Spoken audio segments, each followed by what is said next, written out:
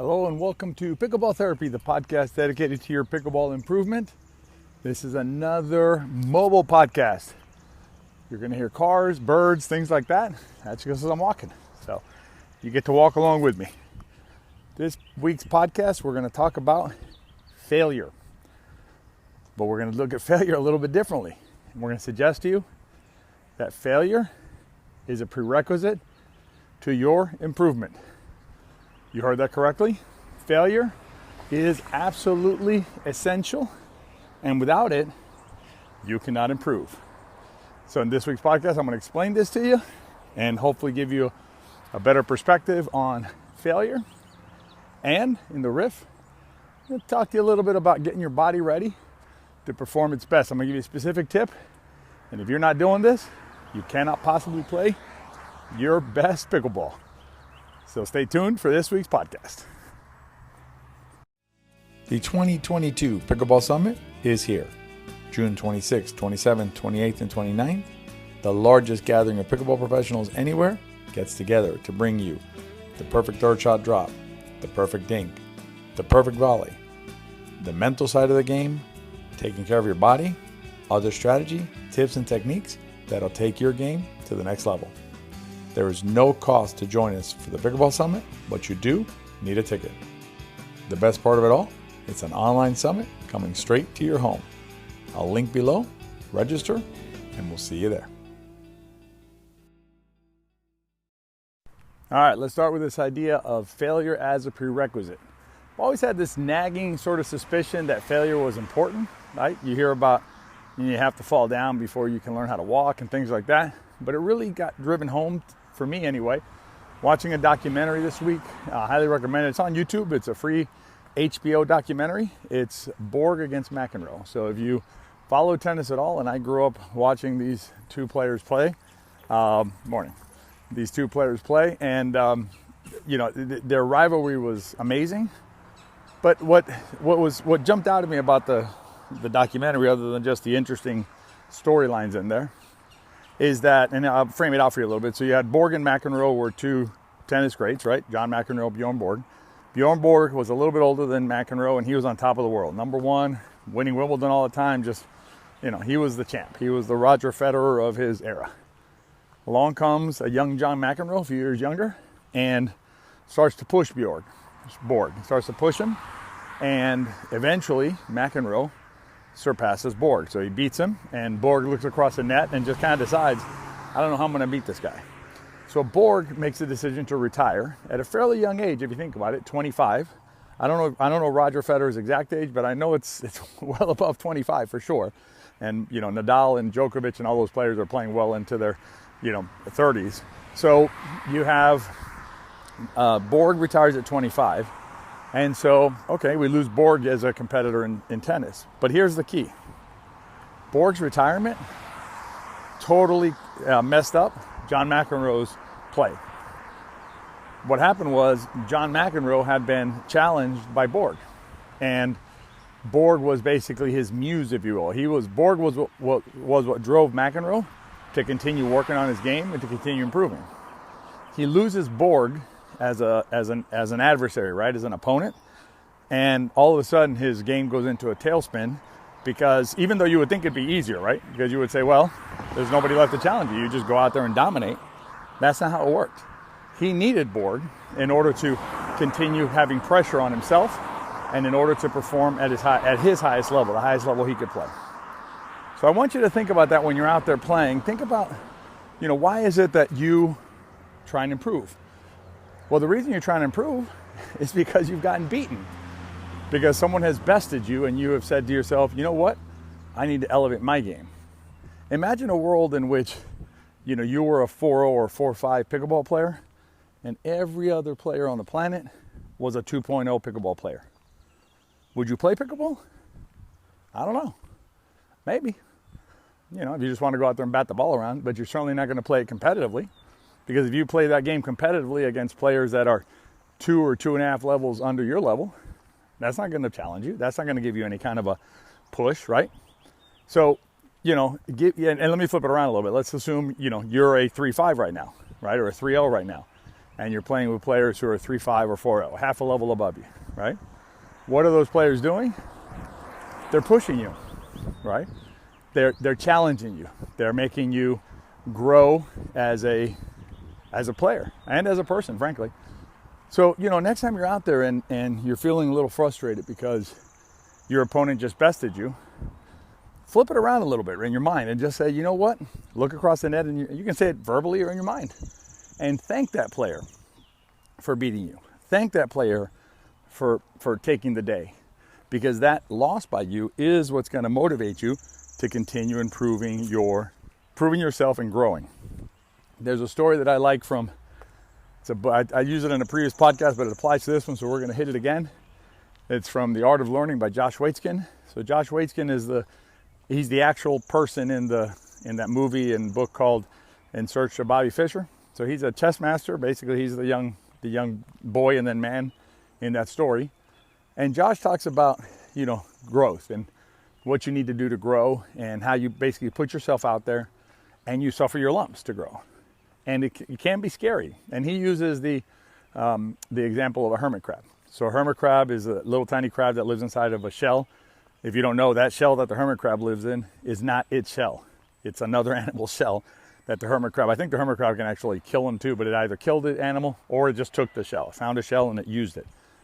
And it's a shelter that it carries around with itself to protect itself. Well, what happens is, if the hermit crab grows, which it should, right, then it will need another shell. So it will have to leave the comfort of the shell that it's currently in, right, and then venture out into the world, if you will, to find another shell for itself.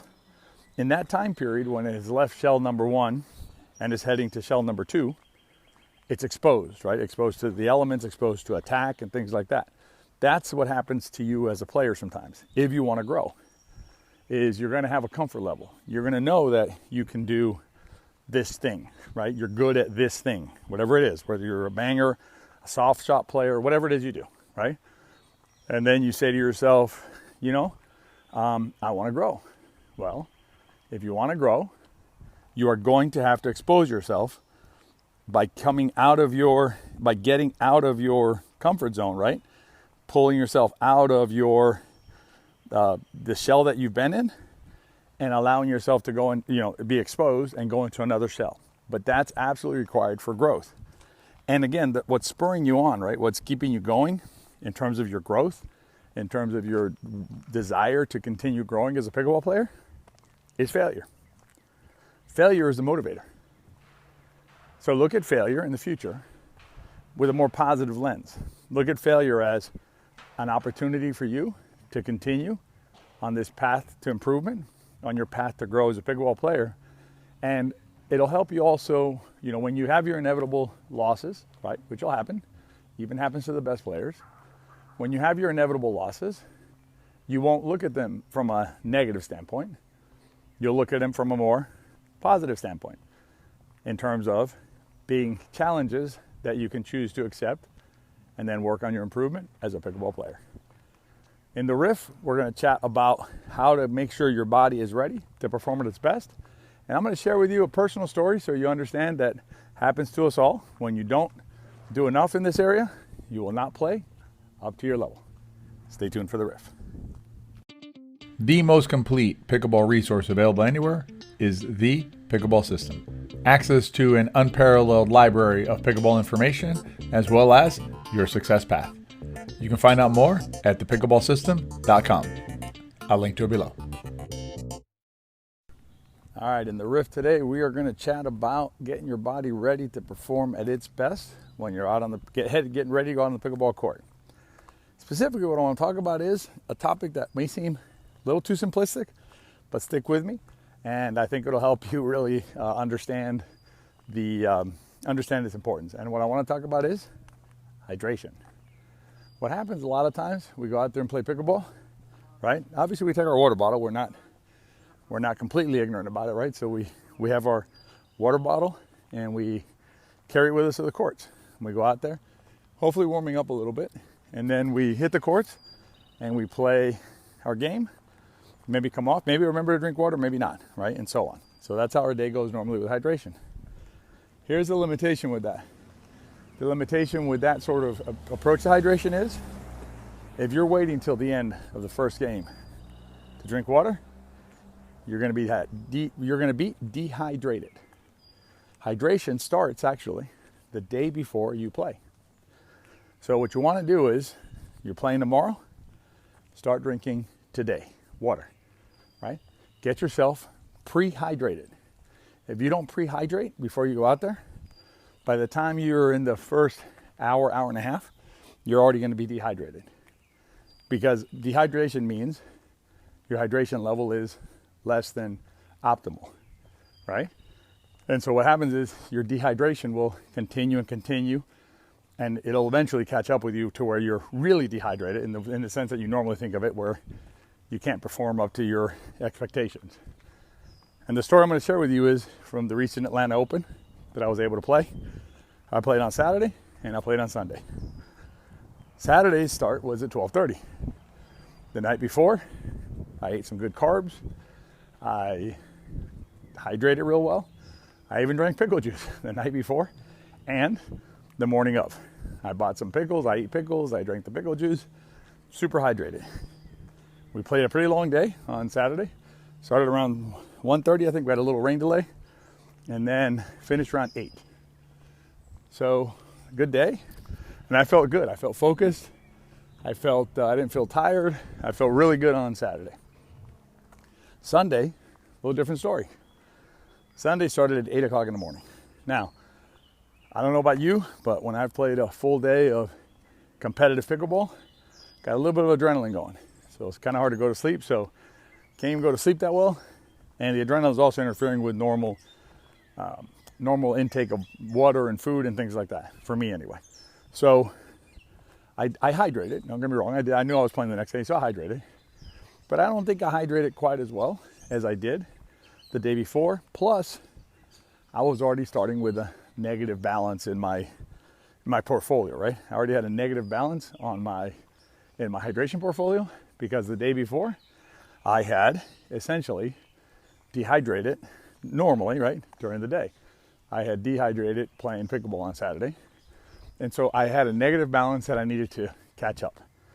Well, what happened was I did not catch it up sufficiently between Saturday and Sunday. And I'll tell you what happened to me. Sunday, fuzzy mind, inability to really focus, a little late on everything. One of those days where you're like, what's happening to me? I see the ball. I think I see it. I'm swinging my paddle, or I'm putting my paddle in position to punch it or do whatever I want to do, but I'm just not getting the job done. And the reason I was fuzzy is I was dehydrated, folks. Your body needs to be hydrated so that it can do its job. It's as simple as this. Your brain needs to be able to communicate with itself, right? And with your muscles. If you're dehydrated, right, you lose a certain amount of ability to have that communication between your brain and muscles that your body needs in order to execute the way you want to execute. So what happens? You're fuzzy, you're foggy, right? And it's I'm not saying it's simple, but it is sort of simple. Hydrate, right? No, it wasn't as simple in my case just because of the days and things like that, right? I'm not making excuses, but that's what happened. But if you're just playing tomorrow morning, right, and you're listening to this podcast today, then set a bottle of water out, an Nalgene or, metal jug of water or something out on your counter. And before you go to bed, drink the water. Make sure you're hydrated. And what will happen is tomorrow you're going to feel a lot better as a pickleball player, and you'll execute better too. Now, these concepts, hydration and things like that, are part of what we call the athletic pillar.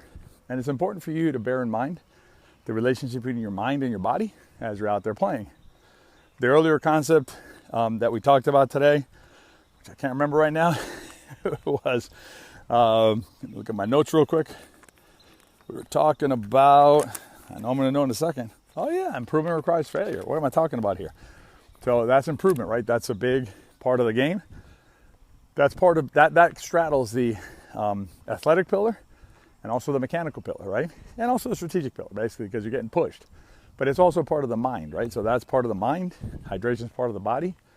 If you want to know more about these sorts of things and need some help, we're always here for you. Check us out at WeArePickleball.com. Make sure you're on our mail list. And if you're ever interested in joining the system, it'll give you everything you need, soup to nuts, to get you where you want to go. Hope you enjoyed this week's podcast. If you did, as always, please share it with your friends. Remember, if you like the podcast, they probably will too. Have a great week, and we'll see you next time.